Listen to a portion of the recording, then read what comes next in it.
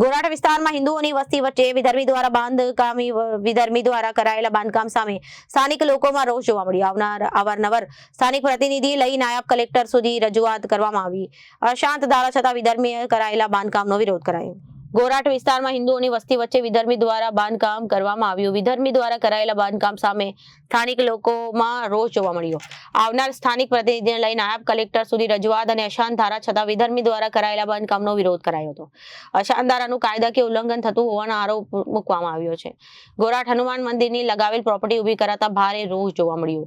આ મુદ્દાનો ઉકેલ લાવવા ગોરાટ હનુમાન મંદિરના સંચાલક અને રહીશો દ્વારા અપક્ષ ઉમેદવારો ઉભો કરાયો। ભાજપના જ ગઢમાં ઉભો કરાયો અપક્ષ ઉમેદવાર અને મંદિરને બચાવવા અને અશાંત ધારાને કાયદાનો અમલવારી કરાવવા સ્થાનિક વિસ્તારના લોકોને પ્રયાસ કરાયો હતો। વિધર્મીઓ દ્વારા વિવિધ ગાળી ગલોચ કરતા હોવાની પણ ફરિયાદ કરવામાં આવી। બાળકોના ભવિષ્યની સ્થાનિક લોકોને ચિંતા જેના પગલે મંદિર અને તેની બાજુમાં સોસાયટીમાં બેનરો લાગ્યા હતા। ગોરાટ બચાવો, ગોરાટ હનુમાન મંદિર બચાવી શકતા હોય એવા નેતાઓ વોટ માંગવા આવો જે બિલ્ડરોનો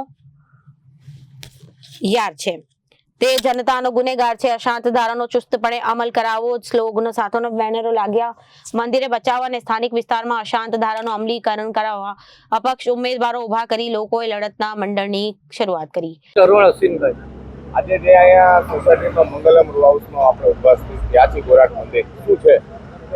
આ મંગલમય સોસાયટી ગોરાટ હનુમાન મંદિરની બાજુમાં જ આવી છે અને ત્યાંથી મેં ઉમેદવારી પત્રક ભર્યું છે। અપક્ષ ઉમેદવારી નોંધાવવાનું કારણ શું? અપક્ષ ઉમેદવારી કે અમે અહીંયાથી ચૂંટાઈને ઉપર જશું તો ઉપર અમારું કોઈ સાંભળશે નહીં, તો અત્યાર સુધી એવું થતું હતું કે જે ભાજપને મત અપાવી વિજય બનાવ્યા તો એ લોકો અમારું કંઈ જ સાંભળતું નથી। કઈ પ્રકારે અમે રજૂઆતો કરી હતી, નિરાકરણ નથી આવ્યું, અપક્ષ ઉમેદવારી નોંધાવી છે, શું કહેશો?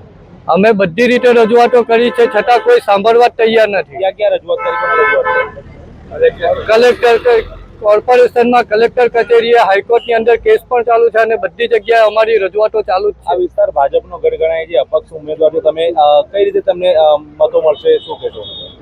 બસ અમારે હિન્દુઓએ અહીંયાથી પલાયન થવું નથી, એના જ કારણે મેં આજે આ અપક્ષ ઉમેદવારી નોંધાવી છે। જો તમે ચૂંટાઈ આવશો તો શું કરશો? અમે છૂટા અમે આ જે રાજહંસ યુનિકાના નામે પ્રોજેક્ટ ચાલે છે એ પ્રોજેક્ટનો ખુલ્લો વિરોધ કરશું। અસંધારા લાગુ છે?